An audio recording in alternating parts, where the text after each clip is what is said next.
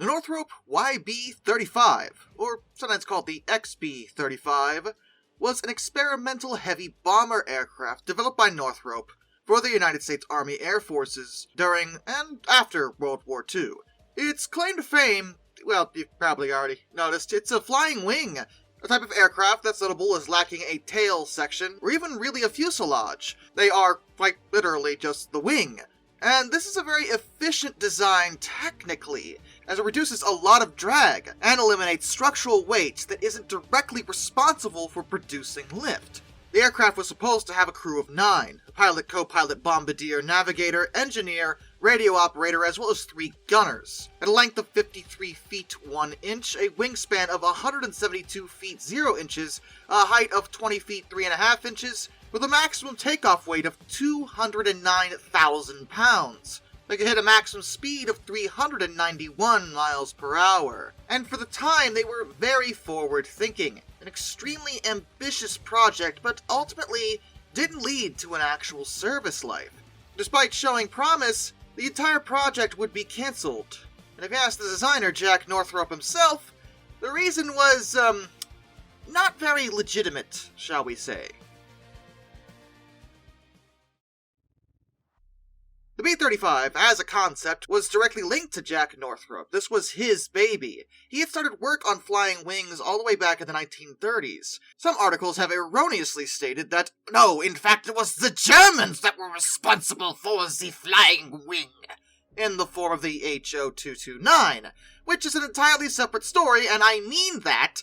These two aircraft have basically nothing in common beyond, well, both being flying wings. To be honest, the flying wing concept isn't even directly linked to Northrop. The concept of tailless aircraft dates back to the 1910s. The flying wing in itself is not wholly original. Northrop didn't make much headway until 1941, right before the US would enter World War II. Both his company, Northrop, as well as Consolidated Vultee Corporation, were commissioned to develop a new long-range bomber. Northrop pushed his flying wing concept, but Consolidated Vultee wanted a more conventional design with a proper fuselage and tail, like cowards. When America really did enter World War II in December of 1941, the Army Air Force decided to award prototype contracts to both Northrop and Consolidated Vultee, because, well, I mean, the defense budget was now through the roof because war.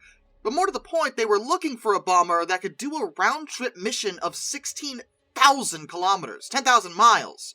And the reason for this is that, at the time, there was serious legitimate concern that Britain could still fall. And if that happened, there'd be no staging positions for American forces to actually, attack German-occupied Europe. They would therefore need a bomber capable of transiting the entire Atlantic Ocean and get back again without landing, which was a tall order for the time. Detailed engineering for Northrop's new aircraft started in early 1942. They opted to embed a fuselage-like cabin inside the wing. It also included a tail cone protruding from the leading edge, which would contain the remote sighting stations for the bomber's gunners and a cluster of rear-firing machine guns in the production version of the aircraft. And since the plane was going to be designed for incredibly long range, the midsection actually contained folding bunks for off-duty crew on those longer missions. The bomb load was to be carried in 6 smaller bomb bays, 3 in each wing section, fitted with roll-away doors, though that original design would preclude the aircraft from carrying very large bombs, inevitably including the early atomic bombs as well, unless of course they would be redesigned, though they never actually were. The aircraft also took advantage of a new aluminum alloy that was devised by Alcoa, considerably stronger than any alloy that had been used previously.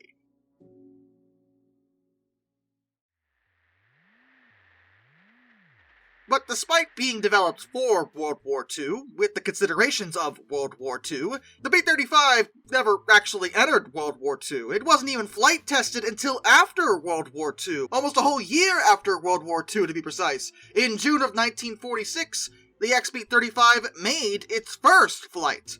The flight did go well, but the point is the 35 no longer was needed for the war, although it was still needed for the future of warfare. Interest was still pretty high even after the war, plus with the looming threat of the Soviet Union, yeah, we were still looking at more bombers, just in case. But this is where the problems and cracks started showing in the B-35, and not necessarily due to anything inherently wrong with it, just certain mismanagement. And it wasn't always Northrop's fault either. The engines and propellers were actually property of the Army Air Forces, and they had not been tested for engine-propeller compatibility by either Pratt & Whitney, Hamilton Standard, or the Army Air Forces, which had bought them without assuring reliability. They just got them and sent them to Northrop, figuring, yeah, it'll be fine.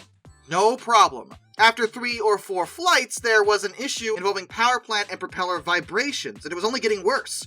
At the time, the design was using contra-rotated propellers, another innovation to improve efficiency, but they started failing quite frequently. No one would take responsibility for the issues, and the Army Air Forces failed to supply the AC electrical alternator, instead insisting Northrop use the onboard auxiliary power unit that was driven by an automotive engine, which, great, but that limited the high-altitude, high-speed XB-35 to test flights that were always below 15,000 feet, which meant that they literally couldn't get any data on its high-altitude performance at all. The Army Air Forces also refused to allow Northrop proposed modification of the bomb bays to carry the standard Mark III atomic bombs, while at the same time saying that they wouldn't buy the thing unless it could carry the atomic bombs, which... Guys, it's one or the other. What is happening? All these problems compounded, and after only 19 flights, the first XB-35 was grounded, and the second was grounded after 8 flights. Because of the frustration with the whole contra-rotating propeller issue, Northrop just straight up removed them, and replaced them with 4-bladed single-rotation propellers. But that didn't fix anything. They still had driveshaft vibration problems, and those props reduced the aircraft's speed and performance. Another continuous issue was the exhaust system on the 35. It was complicated, and it was very difficult to maintain. After only 2 years of relatively infrequent flights, the engines were already showing signs of metal fatigue as a result of this. But Northrop didn't want to give up necessarily, and he did realize another problem was that he was still messing with props. It was after World War II, and jets were on the horizon. He was well aware of this. So exactly 3 of the YB-35s were converted. 2 into YB-49s and 1 into the YRB-49A. These were powered by jets. The first of those flew on October 22nd, 1947, and proved more promising, actually, than the piston-engine version. It even set an unofficial endurance record, staying continuously above 40,000 feet for 6.5 hours. But issues still held back the project, because flying wings were still very uncharted territory, and testing them was a new experience for pilots. The second YB-49 was lost on June 5th, 1948, killing the crew, and the reason seemed to be structural failure at the time. The speculation was that it was lost due to excessive pull-out loads imposed on the heavy airframe when a scheduled flight test of the stall recovery of the aircraft resulted in a sudden and dramatic high-speed nose-over dive. Another test pilot of the YB-49s, Robert Cardenas, claimed that they had a habit of rotating backwards in a stall, and he actually warned the pilot of the crashed 49, Daniel Forbes, about that problem. Northrop countered that such behavior was impossible for an all-wing design, but regardless, the point is, it crashed, and that wasn't a good look. A lot of them were lost in crashes, and that mostly had to do with just the unfamiliar nature involving flying wings. A lot of modern technology has enabled these sort of designs to be utilized in the modern day. A lot of the challenges were overcome when fly-by-wire systems were developed in the 1950s. And computer-generated artificial stability then became available in the 1970s. All this assisted with keeping a flying wing in the air, making it a lot less stressful for pilots, and a lot less likely that you were gonna crash, but Northrop still persisted, at least until both the YB-49 and the YB-35 programs were cancelled, and in early 1950, the remaining airframes were ordered to be scrapped, quite sternly, by the Secretary of the Air Force, Stuart Symington. Symington demanded that all of them be destroyed, going as far as to send crews with portable smelters directly to Northrop's facility and annihilate years of hard work right in front of all the employees. Jack Northrop was devastated by the loss of this project. It was his dream to see an all-wing aircraft succeed. He would retire from both the company he founded as well as aviation entirely shortly after this. His son would later say that his father really felt like he had been screwed over, that there had actually been political sabotage involved, as well as backroom wheeling and dealing between Convair and the Air Force. Convair, mind you, was working on the competing design, the B-36 Peacemaker, which was a lot more conventional. It wasn't until 1979 that Jack Northrop himself broke his silence regarding this, and he claimed that the flying wing had been cancelled because Northrop Aircraft Corporation refused to merge with competitor Convair, at Stuart Symington's strong suggestion. The merger was rejected by Northrop because Convair's demands were frankly completely unfair. There was an investigation done by the House Armed Services Committee to see if any of those claims were true, and Symington himself publicly denied exerting pressure on Northrop to merge. And despite Jack Northrop's frustrations regarding cancellation, there was legitimate reason to cancel the project too. They were years behind schedule, and there were still technical difficulties to overcome. The Air Force may have seen the B-36, which was also experiencing a lot of problems, and felt that it was more likely that they could overcome those problems given its more conventional design. Whereas with the flying wing, it was still unknown how well it would do. Convair did have much more effective lobbyists in Washington, D.C., and Jack Northrop was notoriously bad at negotiating with politicians, because, frankly, he just didn't like them. All the political nonsense over in Washington annoyed him, and he didn't like dealing with it. The man was an engineer, and he was developing something truly great and didn't have time for all the legal jargon. But Convair did, and because of that, they were able to convince the politicians to keep their project around and get rid of their competitor. Northrop was still given a contract to make up for the cancellation in the form of the F-89 Scorpion, but it was hardly an apology. It was much smaller and much lower profile, not even very ambitious in its way.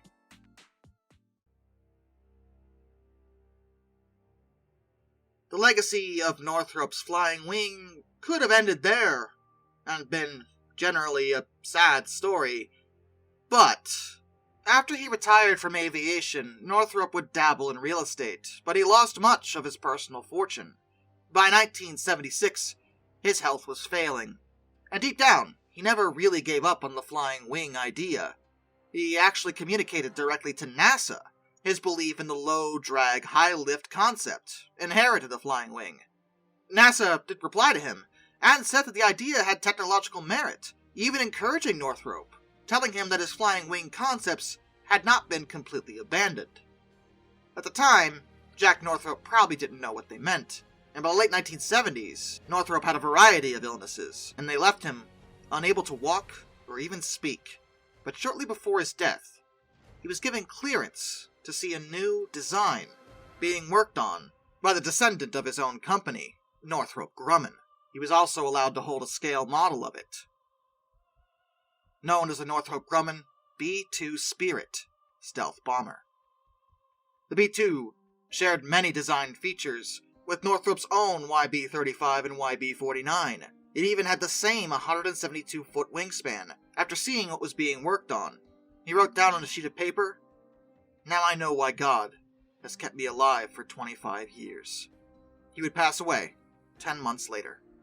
And with that, a special thank you to all my underwater train finders, Some Dude 267, Orange Glass, Benjamin Owens, Anzac A1, Arthur Roy, Brian, Jack Carson's Railroad Videos, Lord Off 444, A Person 723, Royal Hudson 2860, Isurfer 1405, Charles Kwiatkowski, Matt Weaver, Tom Redlion, NS Productions 8104, Wheeljack 8401, Rescues Greyhounds, The Baxter, Caleb Crosswhite, Andrew Bowen, Josh Johnson, Caleb Rainwaters, Perez Drenton, Master of None, Travis Alinsky, Jared Brussel, Joshua Long, Tommy Rossini, Ben Nicola, Panzer Kitson 131-232, Mark Holding, G Wiz, Mr. Terevel, Liam Wright, Hayden DeGrow, Metal for Life Guy, Hannah Bird, No, Eric Hutton, Williard Conklin, Kirk Forkham, Ohio Trucker 1, Mitchell Cole, Mr. Sleepy, Dr. Racer 78, Nylon, AET Museum, and of course, my dad.